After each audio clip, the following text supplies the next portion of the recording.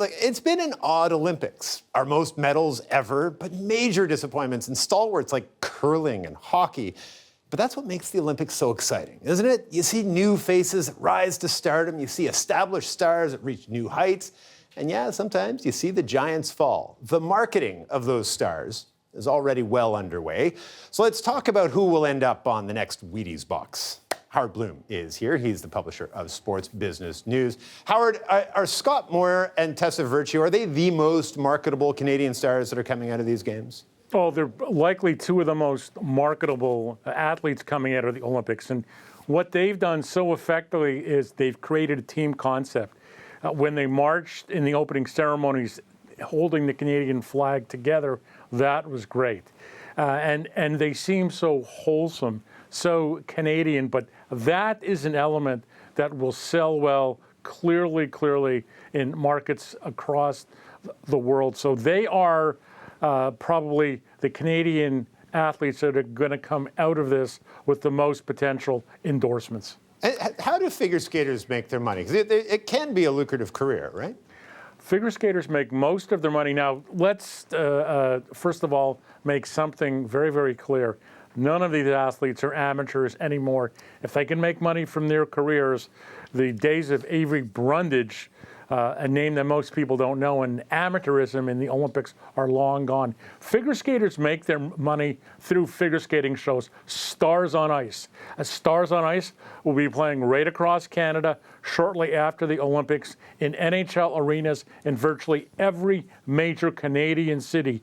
You will have an opportunity to see Moir and Virtue and virtually all of the Olympic medal winners and the Olympic athletes performing not in a competition, but in what is really an exhibition. And if you ask figure skaters, they love exhibitions. There are no rules, and they can have as much fun. It's a show. Now, some of the skaters will go on to the Disney shows, but for the most part, at least for 2 or 3 years after the Olympics, they make a lot of appearance money in those ice shows. And Howard, you've done so much in this industry. Have I got this right? Were you an agent at one point as well? Yes, I was an agent for Olympic athletes. So walk me through that. Like at this stage of the games, if your competition is over, you've either done well or not, or whatever it is, how busy is the agent this week? Oh, okay. The agent had to go into the Olympics with a plan. They have to have the plan, assuming their athlete is going to win a gold medal or at least a silver medal and do extremely well. If the athlete doesn't do well, the plan falls apart. After the 98 Nagano Games, I worked with Susan Ock. She won the silver medal in the 94 Games and the silver medal in the 98 Games. A finer Canadian, you'd be hard-pressed to meet. She's an outstanding woman. She's now the CEO for Speed Skating Canada, second to none. However, her commercial potential was limited. She did have a lucrative period on the speaking publicly. Glen Roy Gilbert. I worked with Glen Roy, who was part of the 4x100 team at the Atlanta Games, did extremely well in the year after the Games. But both Glen Roy and Susan shared one tremendous attribute. They loved the camera, and the camera loved them, and they love people. So you talk about you need to sort of have your plan, get a gold, maybe a silver, but you got to deliver. How hard then, how nasty is the hit to both the Canadian men and women's hockey team that they didn't reach the pinnacle that they were hoping for? Well, I think the athlete clearly that's in the most amount of trouble is Jocelyn Leroux, who did not wear the silver medal.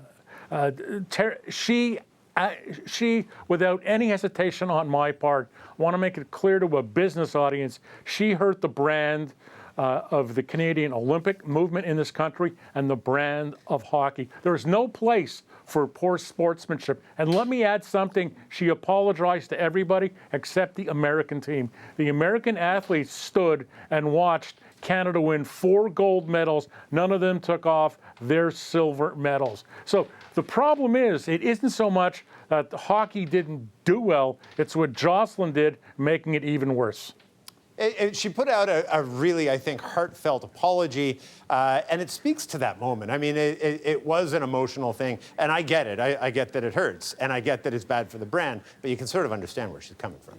I understand, but there's one thing, again, want to make clear to your audience. All of these athletes receive media training. They receive professional training, so they know how to deal with the toughest moments. And you know something, athletes, it's easy to know how to win. It's easy to know how to deal with the high moments, but your true test of character is when you lose and you're faced with adversity. That's when you have to show how strong you are. Okay, just really quickly then before you go, because they're yelling at me from the control room. Did the absence of the NHL stars, they usually take up so much of the limelight, so much of the conversation. Did their absence actually allow some sports and some athletes that don't always get the limelight to do a little bit better in these Olympics in terms of marketing? Not really. Why? And I'll be very, very quick. Because the NHL players brought so much awareness to the Olympics that had a benefit for all of the athletes. Without the NHL players there, that benefit was not available to the athletes. All right, we got to leave it there. Howard, always good to see you. Thanks for this. Thanks very much. Howard Bloom, the publisher of Sports Business News.